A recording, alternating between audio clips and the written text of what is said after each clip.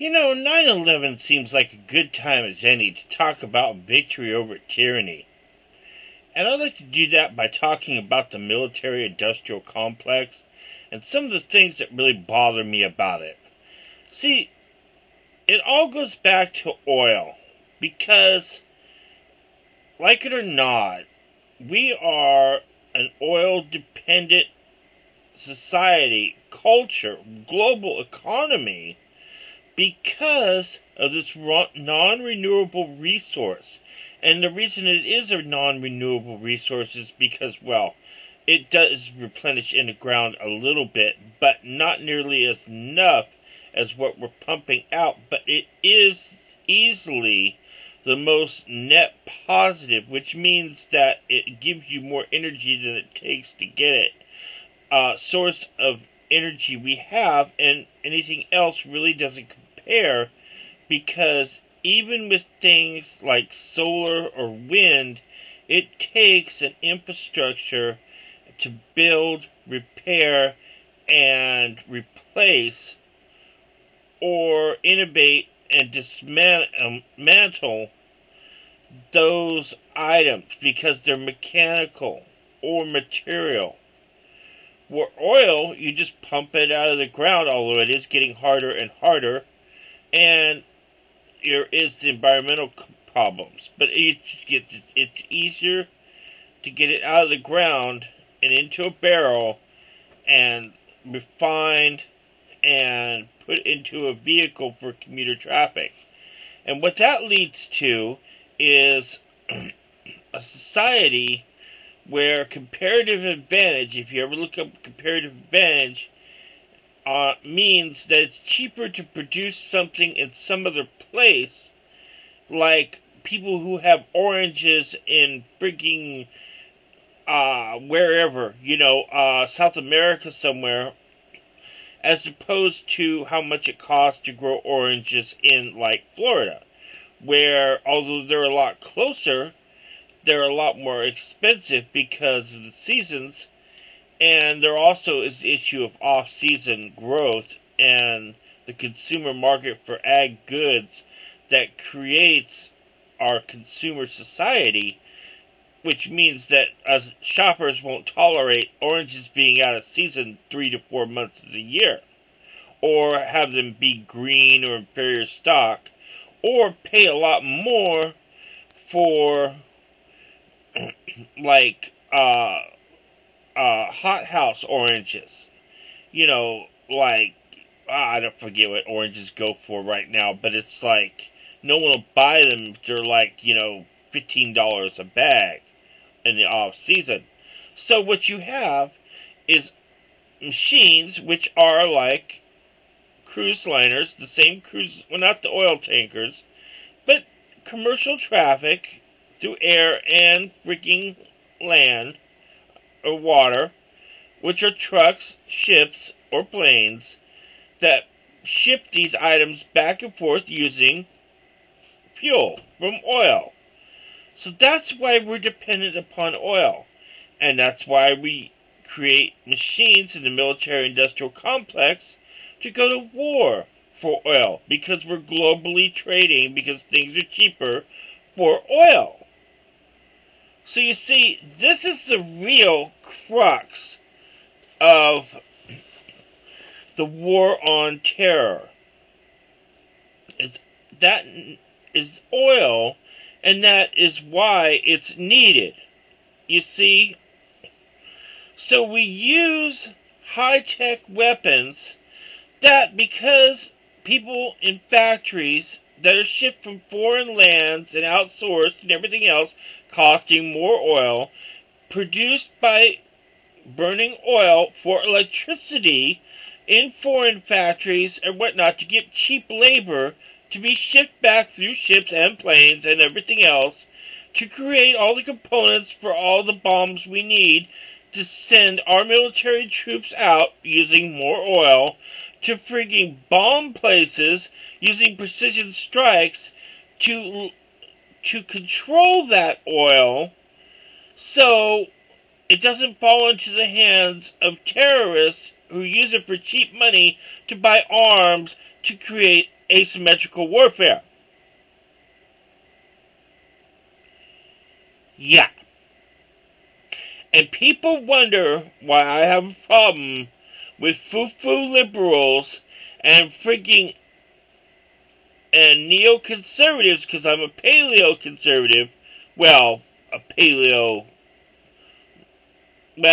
I don't know what I am. Techno-agrarian. I'm a nativist. I don't believe, I would be a paleo-conservative, but I believe in economic progressiveness within America. So in other words, I don't think you should have to struggle and starve. I just agree that I'm against globalization. If you see my point. So anyway, that's the war on terror, is freaking holding those resources at bay.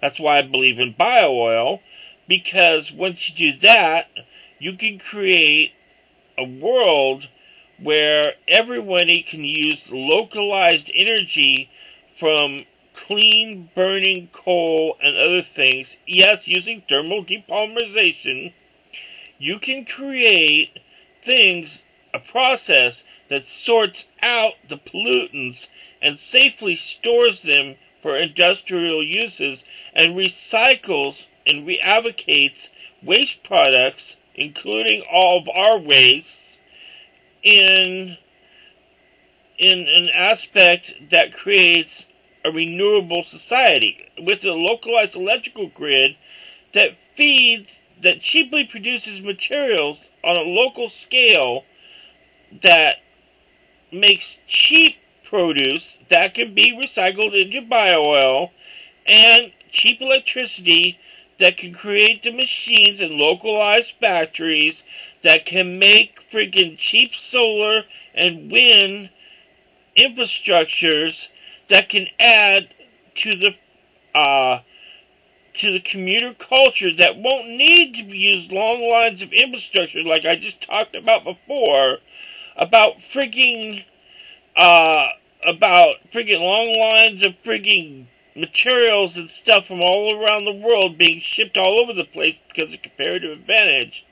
And then it can be that we won't need that because we can do it locally. We can grow oranges locally in hothouses in off-season, and although they might be more expensive in various areas, they will be less expensive on a whole, and we can always trade with our nearest neighbors who will likewise be doing the same things, and we won't have to subsidize freaking farm crops just to plow them under, but we can use them as an alternative thing of subsidy for bio-oil for like farmers and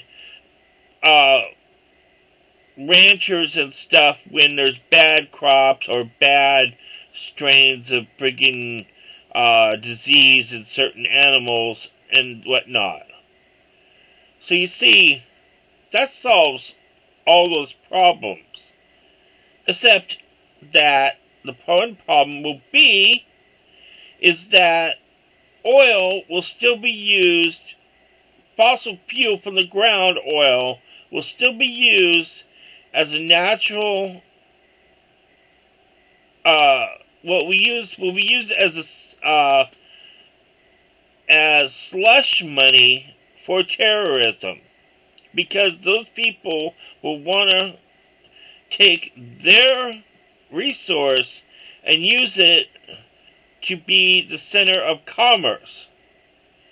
And normally that would be fine, but with more and more people becoming industrialized nations, it may be sustainable with localized infrastructure, energy sources of renewable energy, but it may not, and one of their localized things is oil. But as long as they go ahead and do terrorism, we're going to need interventionist military policies, and that's where the point of why make all these high-tech weapons when you can simply win the peace at home.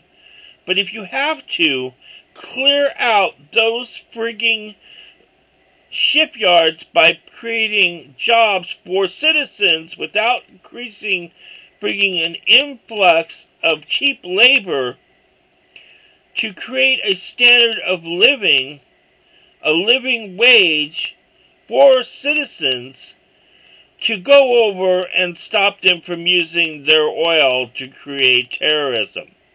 If it needs to be done at all. But it might just need to be. So therefore, why bother creating all these expensive weapons that just stop frigging people from, that just kill a localized area when it's going to create all that much more oil, and you're just going to go in and kill that many more people from insurgency from trying to frigging occupy their lands to control their infrastructure. So you might as well just friggin' have missiles and World War II planes and ships that brought local jobs and just send them along the way and just bomb them with the cheapest bombs possible.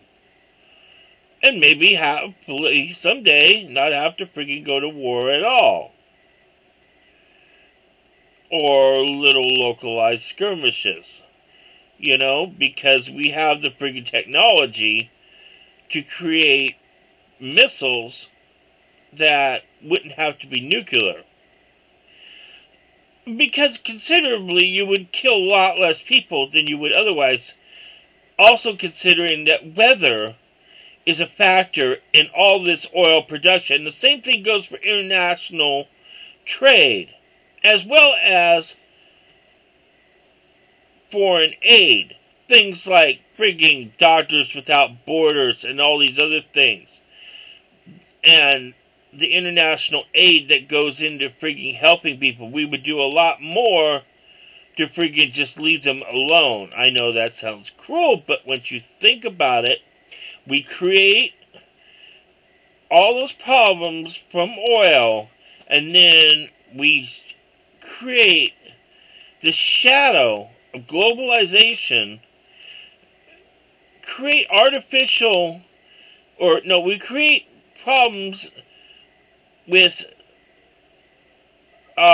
infringement, or just, we have friggin' sweatshops in friggin' Malaysia or somewhere, because we use all this cheap oil to friggin' ship our friggin' cheap labor out of sight, and that creates social instability where frigging that creates political unrest against the great American and Western cultures. If there wasn't that need, there wouldn't be that confliction. There would always be some confliction in the world.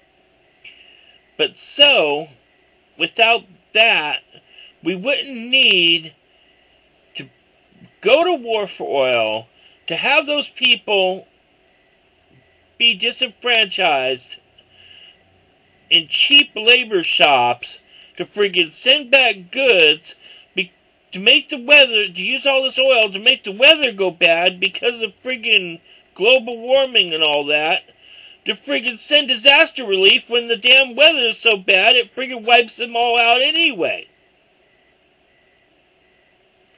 Tell me I'm not right, if you really think about it. If global warming causes weather, then it doesn't friggin' getting a friggin' shirt from Malaysia and bringing it back only to friggin' get discarded and then sent back again as friggin' or bought in a shop that's originally sent there from there in the first place or somewhere else, sent back as aid when the weather turns crazy. I know I was a little rambly in some of that. That's because I get stuck on my speech, because it kind of friggin' amazes me. It's like a Katrina everywhere around the world, here and there and stuff, and yet we ship everything here and there, and the weather goes crazy because we do this. Or terrorism just goes nuts because we do nothing. So, I said clear out the frigging airplane graveyards, friggin' have the local friggin' people friggin' be as employed as possible, scraping hulls in ships, fixing up wiring, painting friggin' airplanes, and friggin' go bomb terrorists. Save the world. Blow them all up. Happy 9/11.